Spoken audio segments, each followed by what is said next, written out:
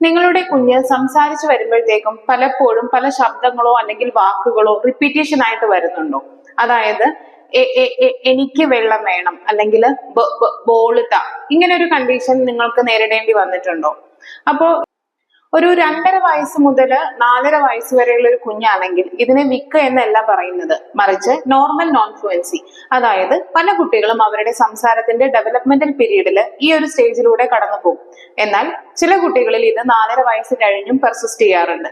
ആ ഒരു കണ്ടീഷനാണ്, അതായത് 4.5 വയസ്സ് കഴിഞ്ഞിട്ടും ഇങ്ങനെ ഒരു റിപ്പീറ്റേഷൻ കാണുന്നതാണെങ്കിൽ ആണ് വിക്ക് എന്ന് പറയുന്നത്. ഒരു 2.5 വയസ്സ് മുതൽ 4.5 വയസ്സ് വരെയാണ് ഇതിന്റെ ഒരു പീക്ക് പീരീഡ് എന്ന് പറയുന്നത്. പല കുട്ടികളിലും ഈ ഒരു സമയത്ത് ഇങ്ങനെ റിപ്പീറ്റേഷൻ, അതായത് ഒരു വാക്കിന്റെ തുടക്കം അല്ലെങ്കിൽ ഒരു സൗണ്ടിന്റെ റിപ്പീറ്റേഷൻ കൂടുതലായിട്ട് കാണാറുണ്ട്.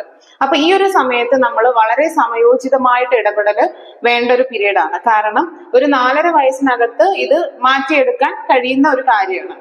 പക്ഷേ ഒരു 5 വയസ്സ് കഴിഞ്ഞിട്ടും ഇത് പെർസിസ്റ്റ് ചെയ്യുകയാണെങ്കിൽ അത് വിക്ക് എന്നൊരു സ്റ്റേജിലോട്ട് പോകും.